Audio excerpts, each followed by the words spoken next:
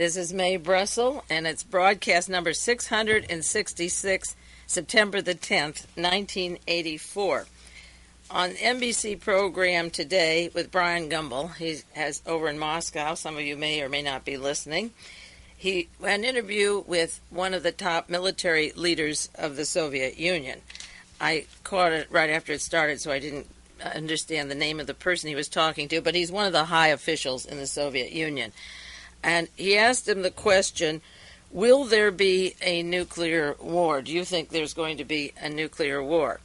And this party hesitated with a very long hesitation, not a quick answer. There was a translator, of course, a pause, and the gentleman referred to the buildup of weapons in Europe of the missiles, not only the nuclear weapons, but the other missiles that could indeed trigger the war.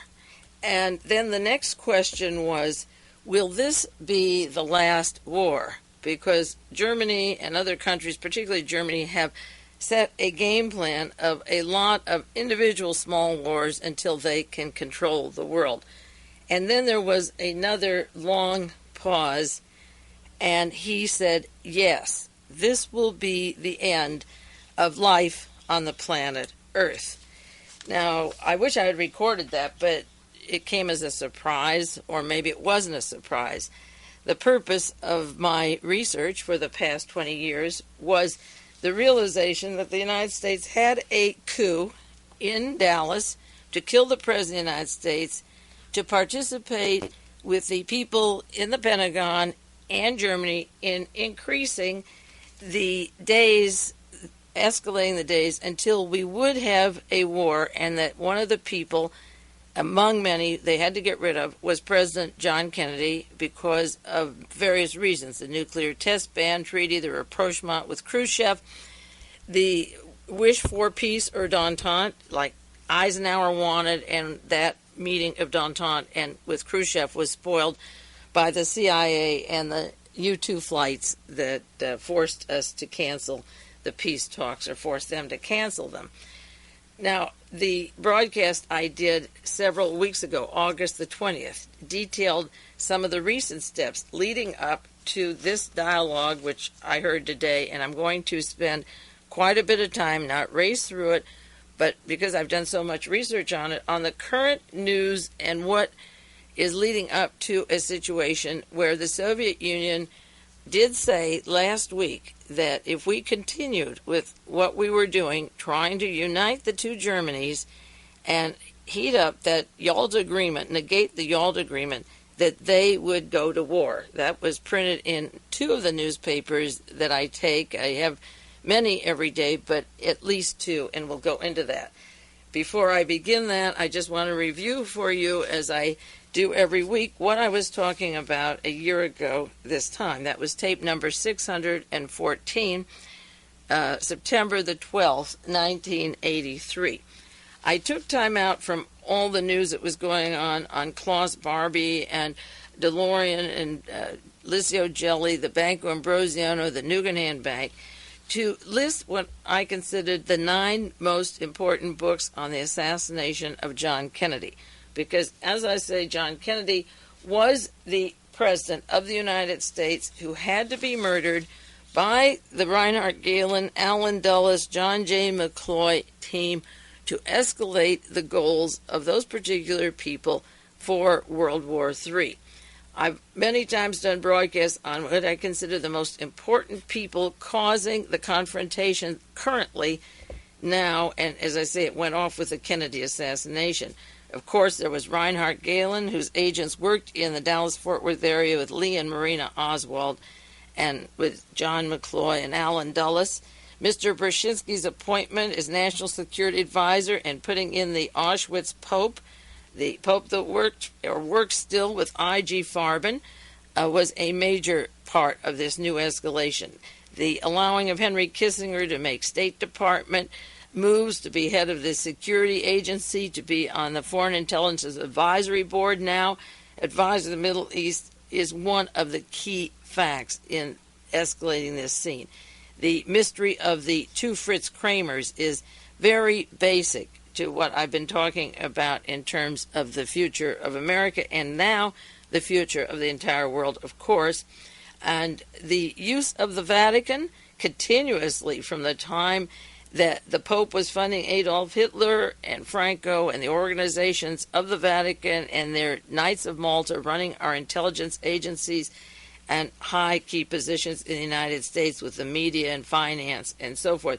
The Dulles brothers, Alan and John Foster Dulles and S.S. Carl Wolf, those are the most important characters leading up to what are the news stories today.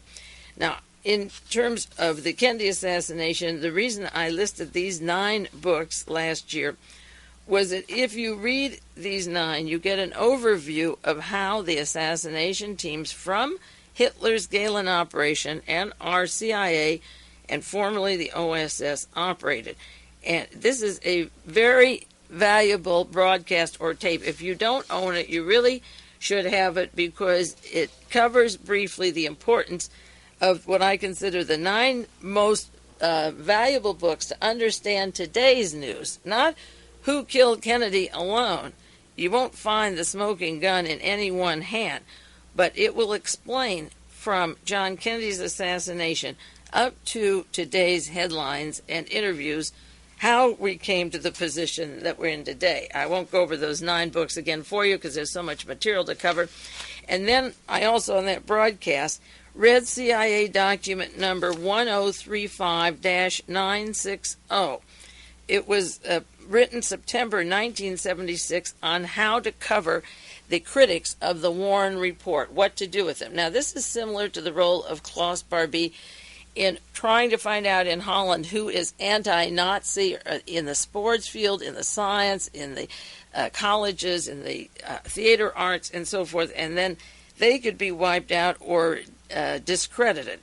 And the whole point about the Nazi network was to kill the resistance, and I always compared the researchers on the Kennedy assassination to the resistance fighters fighting fascism as it showed itself during World War II and afterwards in the various countries. And this has a detail of the ways that the CIA suggested to their various agents to crack down on people who were trying to understand the Kennedy assassination.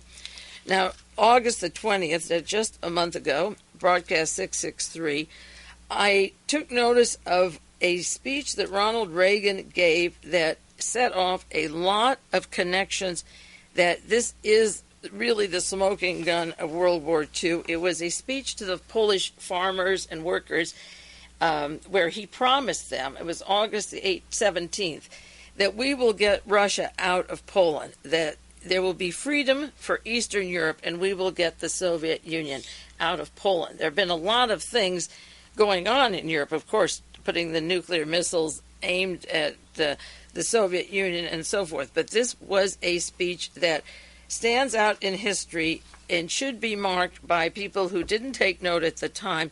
And I listed at the GOP convention the born-again Christians rising up, the McNeil-Lehrer report with the far right saying that the GOP will become a Christian political party, that they'll take over that party. The panel to update the Constitution, which, if it is changed, the president is calling for a constitutional convention because of the budget, then they'll slip in the suggestion that Henry Kissinger, a born in Germany, non-American, who wasn't born in America, change the Constitution. They'll add that to the budget deficit, which is being caused by these people, and make the way for Herr Kissinger to be president of the United States. That week in August, there was the reunification of Germany, the Kremlin concern for the reunification, Reagan's joke about declaring war against the Soviet Union, the Vatican ties, the Ronald Reagan suggestion that we give Congress, give $10 million to the Vatican to dispense money to the Polish, and Reagan's talk, as I say, for the Eastern European countries. That was a resume of what was going on a month ago. Now, I have many articles and subjects that I've broken into various categories in chronological order for what is taking place right now. the Wall Street Journal had a story August the 27th, The Eastern Front, and it's about that speech that Ronald Reagan gave.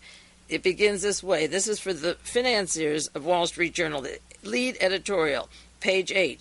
We aren't futurists, but it seems possible that when 1994 historians dig back through the noisy politics of 1984, that's 10 years from now, we're alive, we'll take special note of a pointed remark Ronald Reagan made a few days ago at a White House luncheon for veterans of Polish uprising against the Nazis.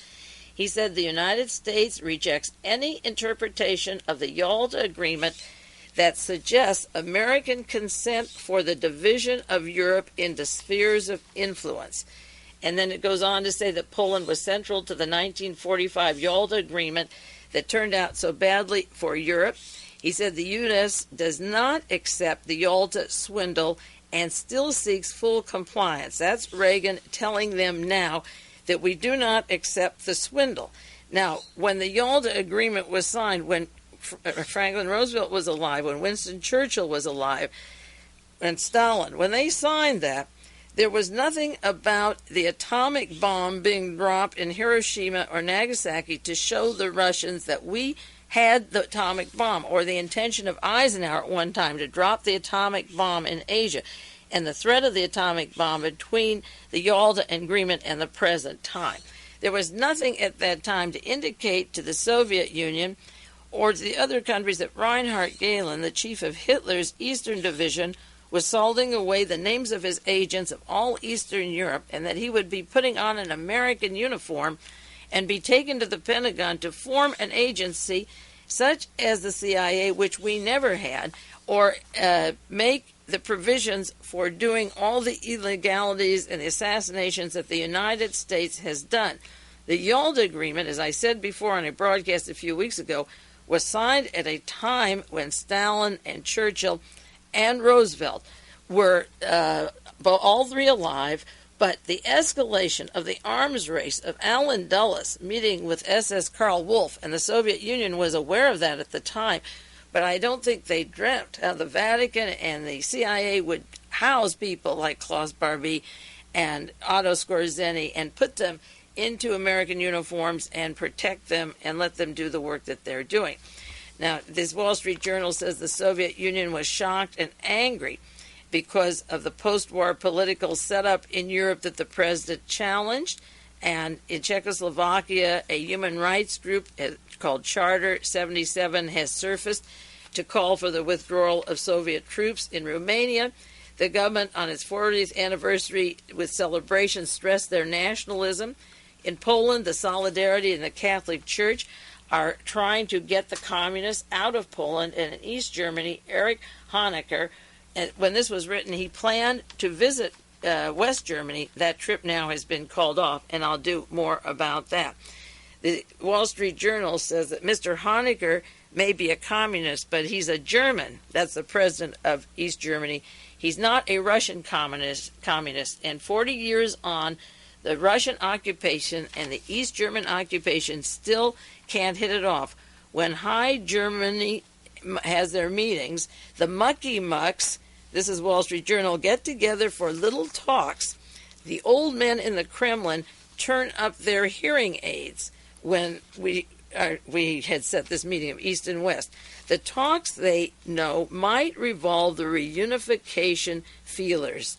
Okay, the political people in the Soviet Union, it goes on, are very angry, and they are worried that we will try to attack what they call the unstable Russian Empire.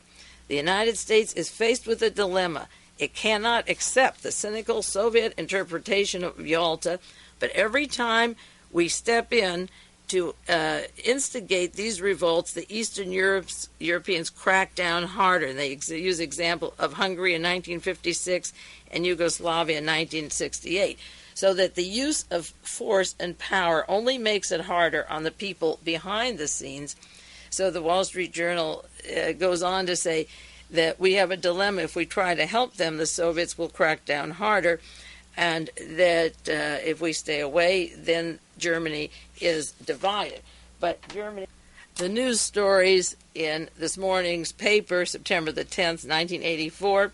One that pertain to what is boiling there, and it's going to keep boiling from now on. Reagan isn't going to let up unless he's out of office. That is the only chance, I think, now for delaying a war or even having a dialogue with the Soviet Union. This morning's paper, one on the visit of the Pope to Canada. His speech has to do with the family, tradition, criticizing the liberal trends within the church. That translated means thinking for yourself. He condemned the imperatives of modern civilization. He's against liberation theology, priests working to help particular governments where people are oppressed. And he's talking in Canada about, in quotes, the breakdown of the family values.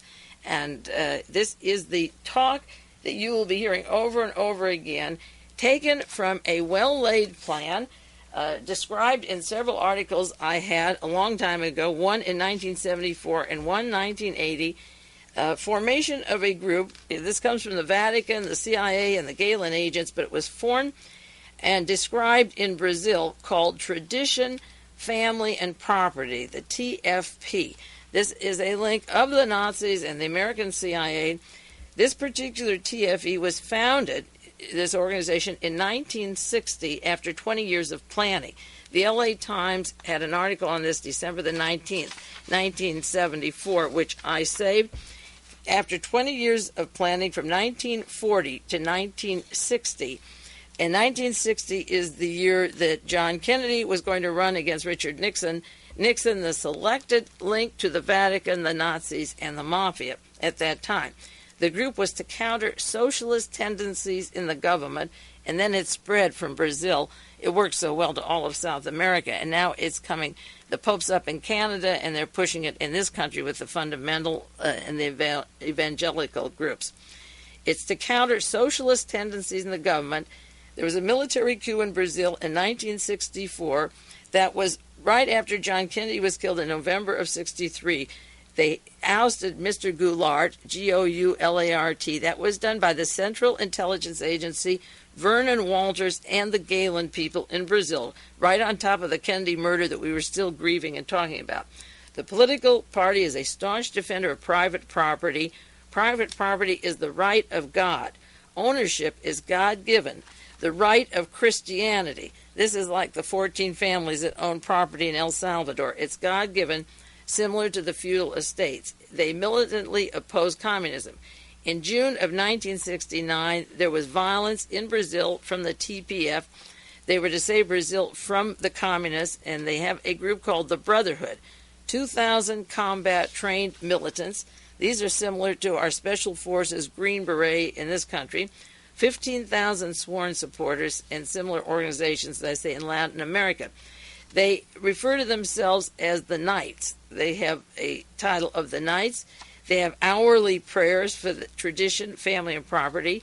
They have a jewel crucifix and palace and priceless art collections and a hall of knights down in Chile, and in Brazil, and a throne with wood carvings, and the visitors from Chile and Cuba at the time, that's before Batista was kicked out, Argentina, Uruguay, and the United States go there.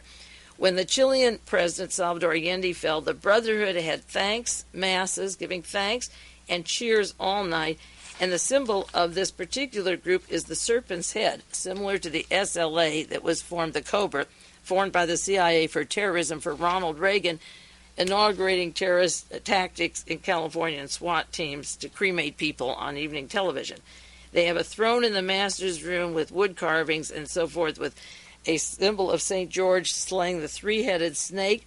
The snake symbolizes the three trials of the Catholic Church: the Protestants, the French Revolution, and communism.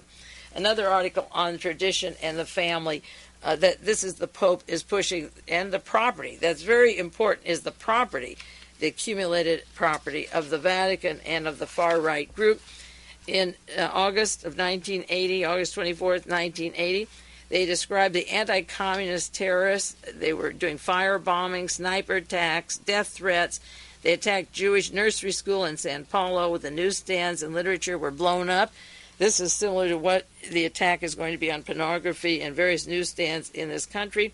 They want to break up the liberalization of authoritarian patterns, and leaflets go out with the hammer and the sickle, and the attacks began after the visit of John Paul II when he was down there in 1980. This tradition and the family and property escalated after he was there.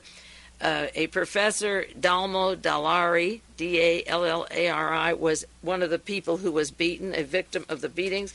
And the attacks, according to the New York Times, represent a temporary and necessary phase that the country has to endure before becoming a democratic state. You notice what we did with democracy in the Philippines, in South Africa, in Pakistan, in Chile, in South Korea, wherever we've been. They say we have to do all this until we have democracy. That is the cover and the lie. No arrests were made. Anti-Semitic slogans all over the country, death to the children, and so forth. This is done by the same group of the tradition and the family and property, and was escalated with Mr. Pope visiting down at the time. Another big news story. This is just this morning's stories before we get to the other. Reagan woos the Polish Americans at a shrine. Now he again invokes Walesa and the Pope. This is the second time. August the 18th was the other time where he was instigating openly these problems prior to the election, so you know what you're getting.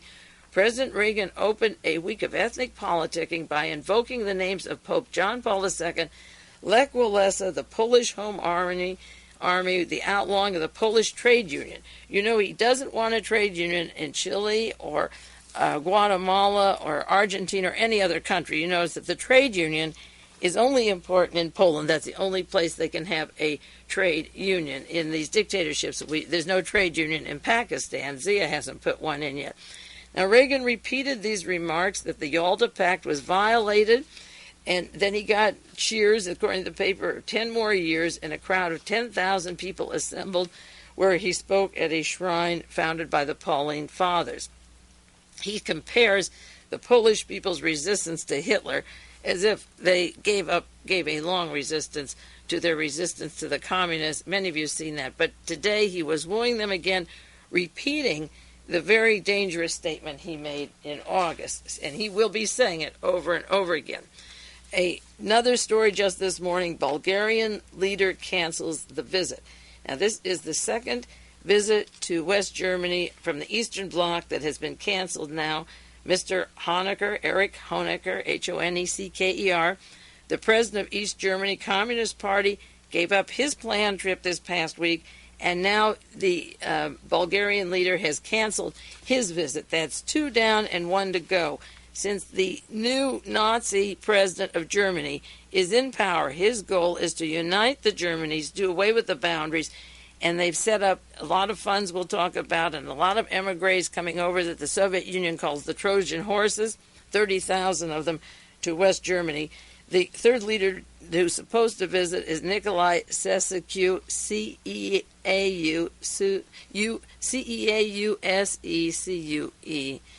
I'm not going to pronounce it right, I know, but the Romanian leader is supposed to visit Germany next month, and I am sure that this will be called off also because the Soviet Union does not like what is happening, and with good reason. I don't either. It scares me.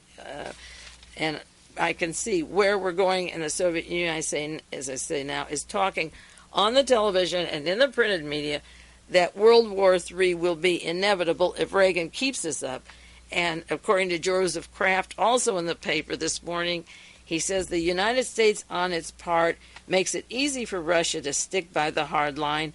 President Reagan, far from being accommodating on arms control, makes the militarization of space a holy duty.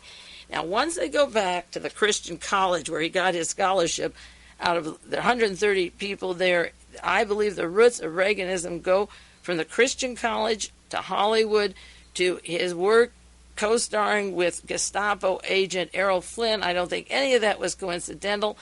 And then marrying the Nancy, the roommate of William and James Buckley's sister, family are all CIA, Knights of Malta, going right from Jane Wyman, dumping her and picking up his current wife, the far right-wing woman behind him. leading him on the next course. Reagan's holy duty has a lot to do with his early Christian background, how he got his money. He wasn't an actor. He got a contract immediately and went from the bad movies to General Electric that had merged a good hunk of it with I.G. Farben, and then went on to be governor of California, but pushed into these things by this holy group. And as I say, this isn't a coincidence when Joseph Kraft calls it a holy war of Ronald Reagan's in September 10th, 1984. He doesn't know how true that is. A subscriber to these tapes reminded me of certain organization described in The Plot Against the Peace by Michael Sayers and Albert Kahn. And when I got that book out again, I realized just this week how I should have been rereading it for a long time. I've had it, and they wrote The Great Conspiracy and Sabotage. And what they wrote in 1945 is so pertinent to today. It's really tragic that all the details of where we are now were spread out for us, similar to Kurt Riess's book, The Nazis Go Underground. Now, this book, The Plot Against the Peace, was written in March 1945, and they used government documents, newspapers from Pravda and the London Times. And there is one item here I want to share with you, and I'll be doing a lot more of the details of this book as we go along. They wrote on February the 26th, 1945, one of the most remarkable exposés of the Second World War appeared in the Soviet newspaper Pravda.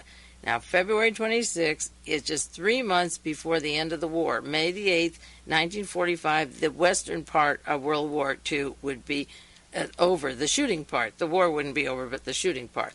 It was an article, they said, revealing the full detail of the plans of the German General Staff, and they referred to the General Staff as being not only the military, but the bankers, the industrialists, the businesses. It was a combine of all of them, the money, the production, the means of production, and the military, and the espionage, those four groups. He says the plans of the German General Staff for converting the Nazi Party into an underground apparatus would continue functioning after the military defeat of Nazi Germany and would carry on systematic preparations for the Third World War. Pravda repeated that the General Staff had taken the following measures. 1. The creation of a powerful financial base for extensive subsidizing of underground work. That has to do with Otto Skorzeny, Evita Peron, and Martin Bormann, and the forging of money and the stockpiling of gold and cash, and then escalating it in the 70s, earlier than the 70s, in the 50s to 1970s, on up into narcotics and guns to make huge profits. 2, preservation of the main cadre of the party, which was in fact kept together. 3, preservation of the economic base of the German war machine, and they go on to describe I.G. Farben alone in Madrid, which was supposed to be a neutral company, setting up 987 joint stock companies in Spain alone, completely controlled by German capital. There were 2,000 Spanish companies with branches and affiliates in North and South America with German directors on their board. So at that time, IG alone and the Nazis had 987 joint stock companies in Spain.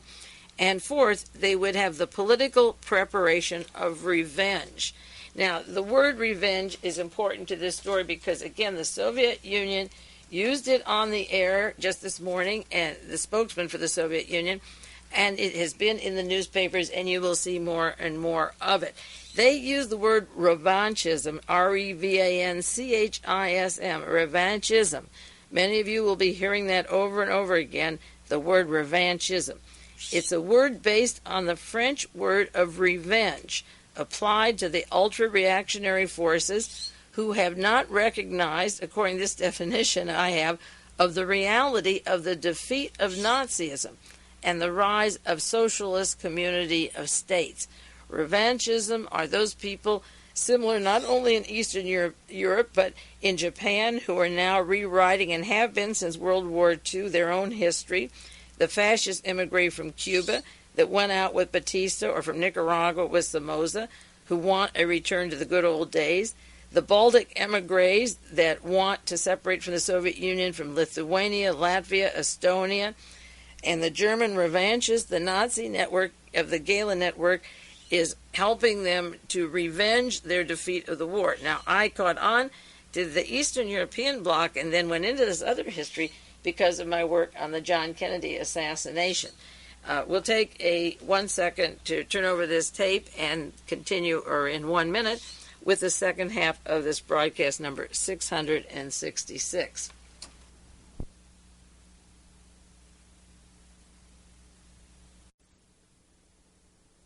'84. I'm going very slowly on this because these are new words for some of you. They're not new ideas for the long listeners or subscribers to these tapes, but because they have culminated in the 20 years since John Kennedy was murdered, I want to take them, even pushing all the other news aside, as slow as necessary to get the idea across of what is happening, because you're going to see it boiling and bubbling over continuously from now on, unless you desire to take some kind of a stand or speak up and expose the planned occupation of the United States by Germany that is detailed in all these fine books, and decide that we've had enough already. I think it could still be done, but before the Gestapo and the swastikas and the boots come out, we already have the Nazi helmets that were introduced at the time of Grenada. They're the identical German Nazi helmets, and there's more similarities to Germany ready to surface, and the teams are well in place.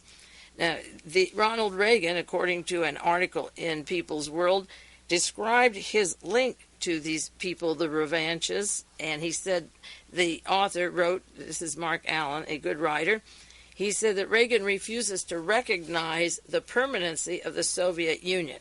His role is to destroy it, to attack it from Asia, from the north, from the Pacific Ocean up near Japan and Korea, South Korea, surround them and do away with the Soviet Union, that Reagan refuses to recognize it, that Reagan urged the remilitarization of Japan in violation of Yalta, Potsdam, and other war agreements, that Reagan encourages the reactionary and fascist emigre groups such as the Baltic American Freedom League, the BAFL. They surfaced at the time of the Olympic Games and took credit for not having the Soviet Union here.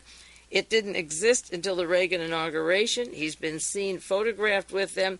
They're the driving force to keep this issue going, of course, on the West Coast, with hundreds of organizations of displaced emigre that belong to what you would call the revanchist group, who are revenging their defeat, not admitting anything went wrong in their country before the Soviet Union moved in.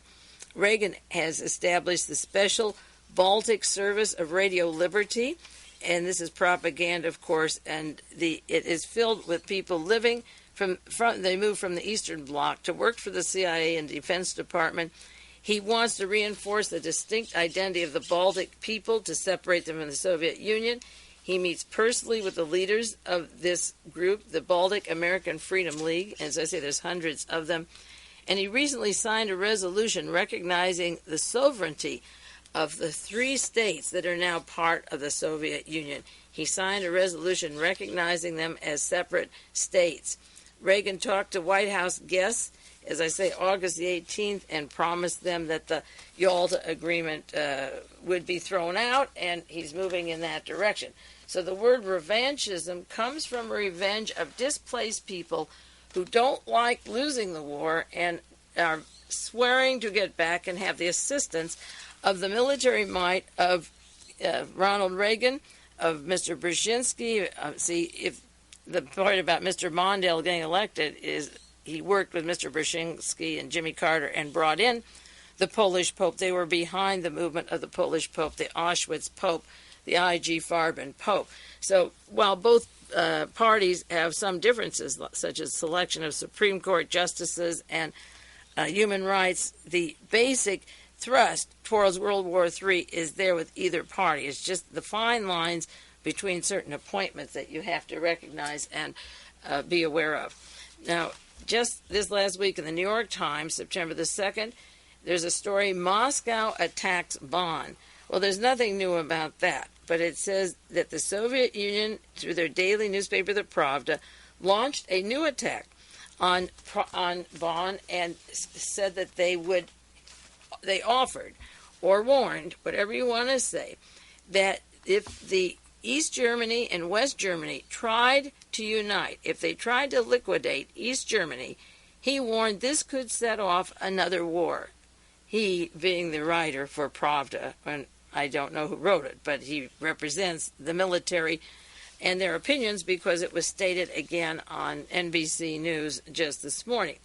They said that the developments indicate that there is a threatened peace in Europe, and they wrote that Bonn had adopted pan-German views calling for the reunification of a divided country, and this means they're dreaming of the liquidation of the Socialist German Republic. The West German leaders want this, and this is in New York Times, September the 2nd, saying that this could set off another war, which would be known as World War III. Now, because of what is going on in escalating the speech, particularly of Ronald Reagan to the Polish on August the 18th, and other red baiting by the President of Germany, Mr. Kohl, the trip has been called off of Mr. Honecker, which I mentioned before, to the West German area, which no president of East Germany has yet visited. They called off the meeting. Erich Honecker gave up the plans to visit West Germany. The warming relationship between the two Germanys, the warming relationship, was viewed as one of the most surprising and significant developments of post-war divided Europe. It sustained intensity of press attacks from the Soviet Union, and finally, this last week, September the 5th, it was announced that the trip was definitely called off. The dates of the visit were put off, they said, temporarily, but I doubt if they will ever be able to meet for a long, long time. Now, preceding the agreement to visit West Germany by Mr. Honecker, the West Germans gave East Germany $330 million.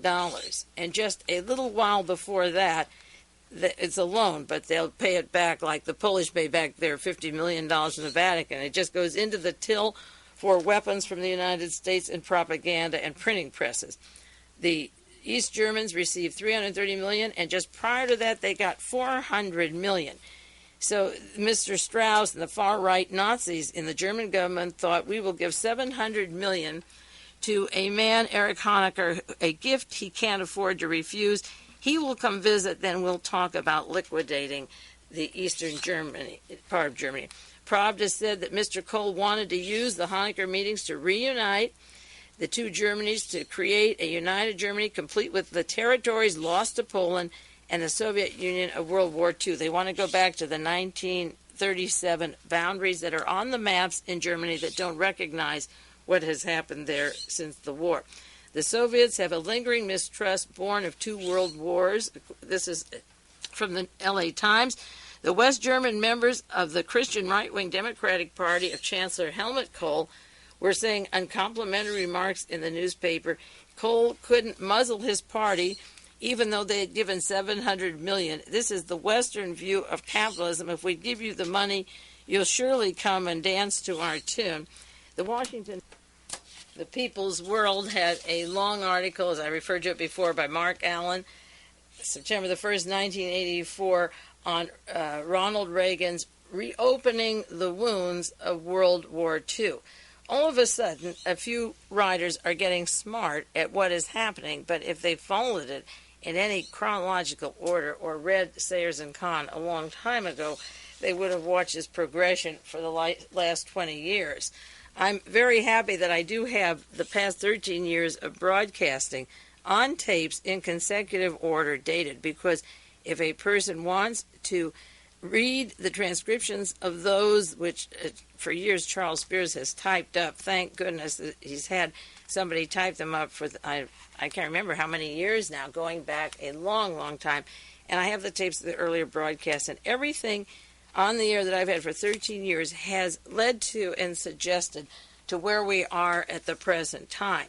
Now, New Times from the Soviet Union, August 1984, issue number 34, has an article, The Witches' Sabbath of Revanchism, again using the word I heard, I was impressed today on NBC that they actually were able to allow that word on the air, even though they didn't define it for the listeners, but it was used by the Soviet Union. This article from the New Times expresses their view of what's going on. It says, Americans are encouraging revanchists on every description. The U.S. is obsessed with the idea of social revenge equal revenge. For nearly 67 years. They will have no rest. They've had none since the chain of capitalism was broken in October 1917, the time of the Russian Revolution, when the czars were thrown out. That actually was a feudal system described by them as capitalism. And again, Sayers and Kahn wrote a brilliant book, The Great Conspiracy, that goes back to those days, and they consistently wrote up through the years of what was happening to turn this world into a place where nothing but arms and weapons would be used until World War III. New Times said today the United States is whipping up the revanchist sentiment. They repeated that again to further aggravate the situation in the Soviet Union. They want to recarve the political map of Europe, of West Germany and Japan. In Bonn, there's open talk about the restoration of Germany within the 1937 frontiers of the Reich. The neo-fascists are active in Bavaria, that's Mr. Strauss, the hardcore Hitlerite survivors, the neo-Nazi scum from West Germany, Austria, Italy, France are yelling German Reich. The Bonn government is feeding nationalist euphoria. The United States Pershings have added to the brazenness of the West German revenge keepers, the nuclear missiles that are deployed in violation of Potsdam and Helsinki's final act. The United States is synchronized with Tokyo and Bonn at this time. That's the Trilateral Commission, United States, Germany, and Japan, set up by Mr. Brzezinski and Nelson Rockefeller, the Rockefellers, who, of course, worked with John McCloy and Allen Dulles. The modern setup for the attack for World War III is the Trilateral Commission. Its anti-Soviet, militaristic ambitions fully in accord with the United States. The New Times says the Bonn publishes maps at the present time of the Reich that you can obtain with the 1937 frontiers. Remember, Germany invaded Poland in 1939. They want to go back to 1937. Tokyo publishes textbooks with northern territories. The Nakasone government, and Mr. Nakasone, Prime Minister there, is a friend and associate, worked closely with Henry Kissinger, and of course that would include Mr. Brzezinski and Fritz Kramer. They have revived the Japanese militarism. They're strengthening their ties with Washington with the Tokyo military axis. This time it's Germany, Japan, and the United States. And Germany's plans, of course, when this is done, and while it's done, is to take over the United States. That isn't in this article, but we'll go on to that. But that's the order in which Germany is moving. The article is the Japanese have what they call their self-defense forces. They're one of the best trained, equipped armies in the world. Their military spending ceiling is already met, and they'll soon exceed it. Washington is proposing to station nuclear-capable F-16 fighter bombers on Japan territory. They will provide Japan with 189 kilograms of plutonium, enough to make nuclear weapons. The triangle, the Axis, and the Crusades, they compare it to the religious Catholic Vatican Crusades, is reminiscent of 50 years ago. The policy of the United States has channeled Nazi aggression eastward. It has incited Japan against Russia. And then Konstantin Chernenko had this to say, quotation in the New Times, "The dangerous trial of strength, which the most reactionary imperialist quarters, primarily those of the United States, would impose on us, is not our choice, not our policy, but we know how to stand up for ourselves. Let no one have any doubts on this score. We shall be able to stand up for ourselves today, just as we did in the past." And I'm sure they mean Napoleon as well as anybody else. The Japan that took away their fleet in 1905, Germany in World War I, and World War II, armed by the Allies. We shall stand up for ourselves as we did in the past. History is testimony to this.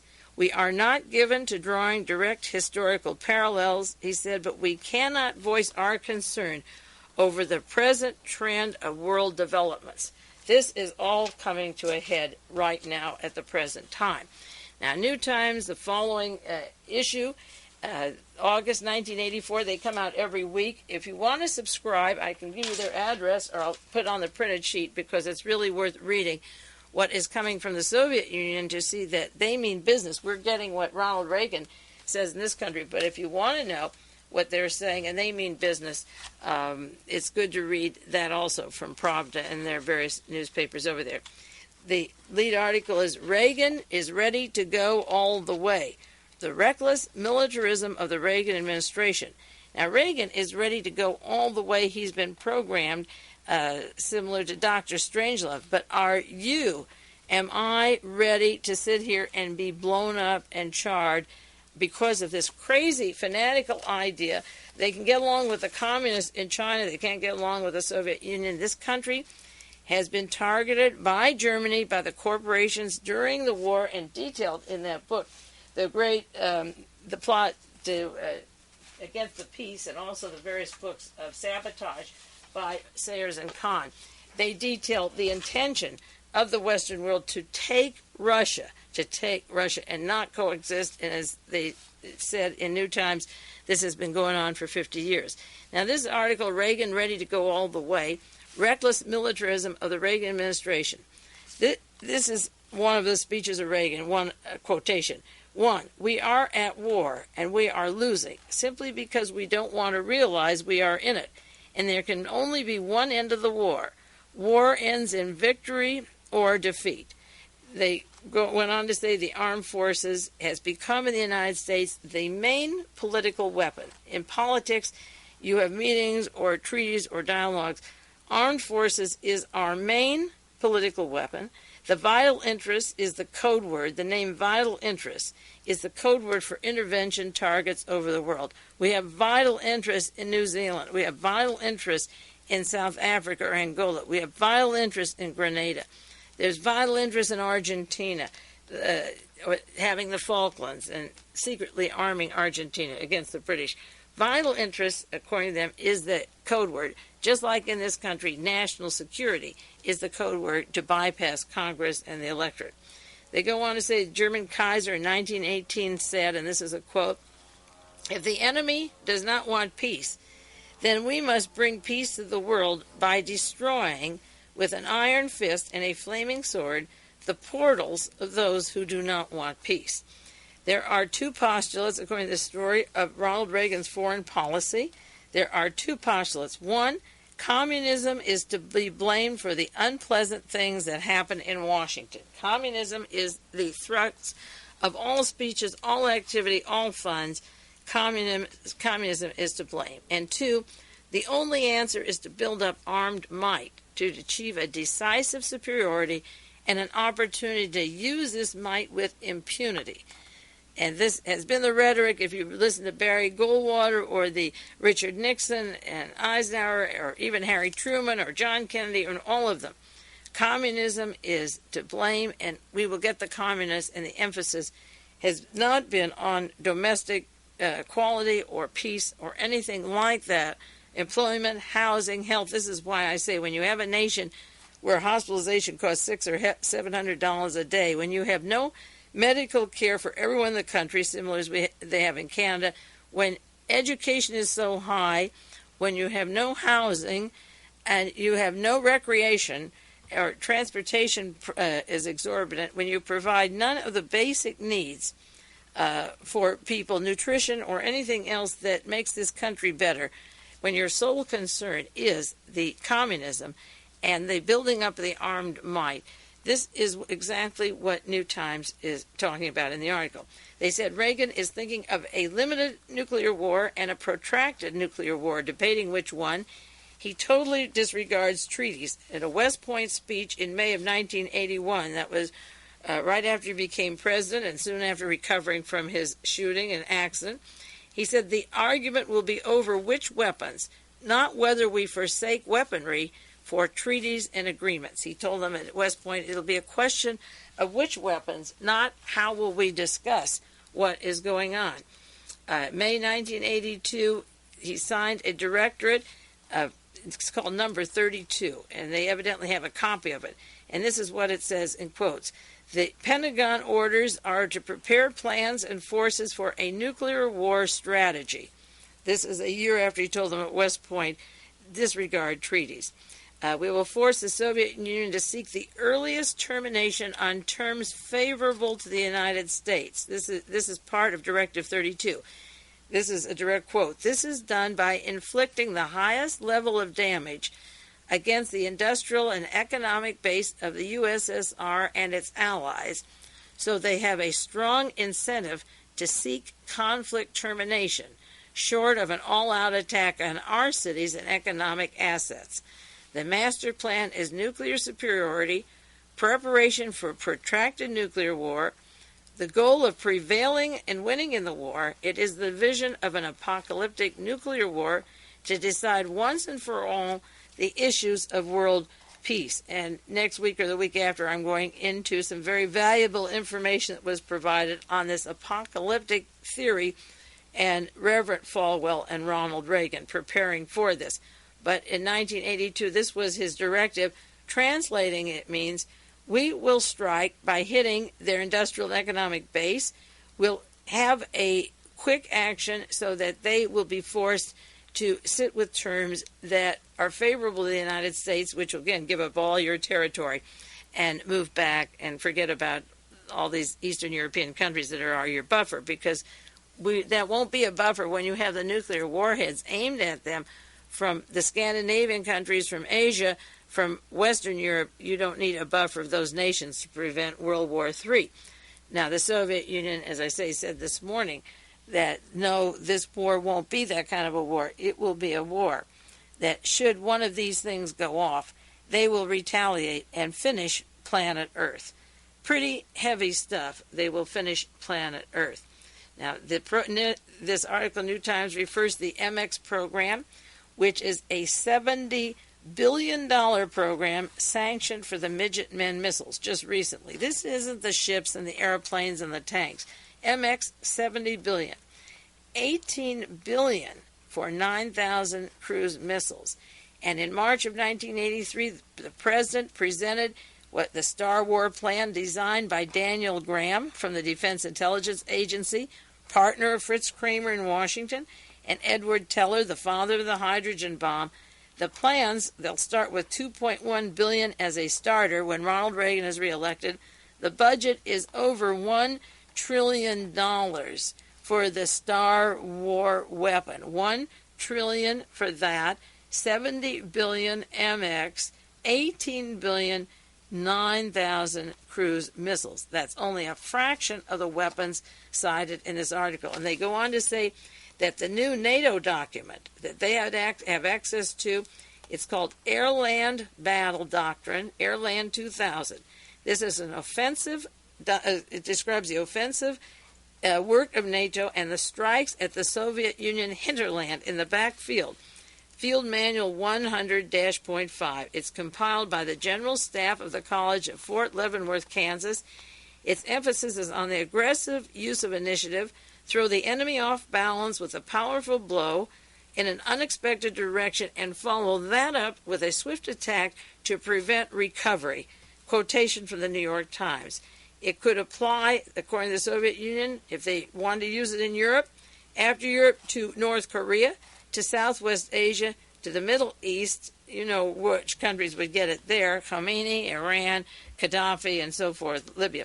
It could apply to those countries. The military would be empowered in advance. Part of this document, the agreement, is to use nuclear weapons if they want it. And of course, the new head of NATO is British Lord Carrington, who currently also is the business partner of Henry Kissinger, Herr Kissinger, and he runs NATO and works with Kissinger Associates, with Mr. Eagleburg taken on as vice president of Kissinger Associates.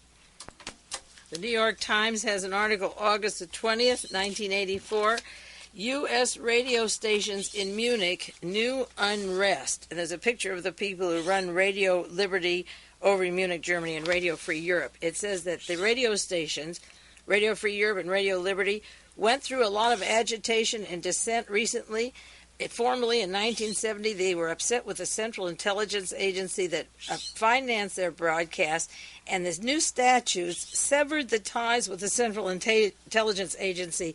They set up a board for international broadcasting in Washington, and then they made the president of it James Buckley, a Knight of Malta, a Sovereign Military Order of Malta, family all CIA, and then they hired George Bailey, B-A-L-E-Y, former CIA officer who now runs Radio Europe, and George Urban, U-R-B-A-N, Hungarian extraction, who heads Bailey heads Radio Liberty, and the other heads Radio Free Europe. Now, recently, there was a problem at the radio station because they're supposed to carry the news to Eastern Europe of what's going on, but they suppressed the news story, which was a news story in Europe that Ronald Reagan seriously said he was testing the mic, but it's been used in West Germany for other purposes that I'll go on to if I have time now, or else I'll start with it next week. They suppressed the story of Ronald Reagan's remarks that then came over Moscow and Prague and Budapest on the radio and television. And various people came to them and said, you banned from reporting to us Reagan's quip about outlawing the Soviet Union and starting the bombing on the Soviet Union. So James Buckley stepped in as the president of the two stations, and he said there was no intention to duck the issue, and the people in Europe are saying that these radio stations are keeping from the people in Eastern Europe and in Europe all over the world what is really happening in America. And in this case, it's their life that is on the line. Radio Liberty and Radio Free Europe, supposed to not have the CIA butt in. Of course, it's run by the CIA and the Eastern Europeans to keep this war going. Now, the Monterey Herald, it may have been on your wires services, also had an article this week by Soviet President Konstantin Chernenko, and he accused the United States of trying to dominate the world with raw military force. They're really coming out now and waking up like the bears they were supposed to be. They've been little lambs, I think, all this time, and now their ass is in the fire, and all of a sudden it's burning. And they're catching on in a way that I have never seen a response up till this time. It's about time. And maybe after the Korean airline and Ronald Reagan's administration, they realized that this idea of war is serious, and that Mr. Lehman, Secretary of Navy, John Lehman, and the whole gang, Mr. Caspar Weinberger and George Shultz, are the people who are going to lead us to World War III. They said that he accused the United States of wanting to dominate the world, but it isn't the United States. If he would read The Nazis Go Underground or The Plot Against the Peace or Sabotage or The Great Conspiracy, maybe they would understand who's moving and running the United States, such as the Kissingers, Brzezinskis, and the Kramers, and the Nazis, the Galens, that were brought to this country. They said, hard as the U.S. might flex its military muscle, it will not manage to alter the world. He's warning now. It may burn up, but it won't be altered, so you better be prepared for that. You're not going to alter it. The United States agencies are now talking about space weapons, which shows that the United States wants to legalize their arms race in space. And he refers again to the West Germany, planning the liquidation of East Germany. And again, in our wire service story, it says this could lead to war. That's another story. The New York Times had an article, and then it was again repeated. This was from the L.A. Times. This could lead to war, and also in the Monterey Herald. West German Chancellor Helmut Kohl said the government they accused him again of adopting the pan-Germanic policies and encouraged again the revanchist groups for the return of pre-World War II Germany lost to the communist states. The imperialist circles in West Germany who dream of liquidating East Germany, if not today, tomorrow, if not tomorrow, the day after. That was from the Monterey Herald. And the LA Times said Washington officials are flaunting with open cynicism their great power ambitions. They claim the part of being the strongest or ruling of the rulers in the world today. They represent the destinies of peoples, and they will dictate their will to all. They are obsessed by military force. They are simply using a sense, not of reality. The world has drastically changed, and force cannot resolve its problems. You cannot put the trillions and billions into weapons and resolve the problems. Now, finally, there was an article, also again in our Monterey Herald, I'm sure you got it on the Wire service, it was covered over the Associated Press. Kill Russians posters are stirring a controversy in the German army, the American army stationed in Germany. From Frankfurt, West Germany, the United States soldiers have posters said, "We're here to kill Russians." 10 copies of the color poster were printed, and one was given to Major Charles F. Briggs, similar to General Walker in Germany at the time that he was called down for politics. In July 1984, when he left Frankfurt, there's a drawing in there that resembles Briggs. He was the commander of the 1st Personnel Command in Heidelberg. Briggs is now Deputy Chief of Staff for Personnel at U.S. Armed Forces Command, Fort McPherson, Georgia. The poster says, bears the words, Office of the Chief of Staff. It was designed by members of the General's Unit. He took it with him to Georgia. Der Spiegel, the German newspaper, with a circulation of 1 million, linked the poster to President Reagan's controversial joke about bombing the Soviet Union. They said this form of superpower joke, which American President Ronald Reagan made popular with his microphone test, seems to be catching on with the United States Army. You know, I said that wasn't by accident. Hans Werner Kiltz, K-I-L-Z, the editor of Der Spiegel, said we could have printed the poster exactly the same way if there wasn't a Reagan joke, but the Reagan, in quote, jokes to be printed. They don't know where they are, but they'll be circulating all over the world, I'm sure, for United States soldiers stationed in Germany. We are here to kill Russians. No longer. We are running out of space on this tape now, so I'll continue with this nauseating subject next week. This is Mae Brussell in Carmel, California.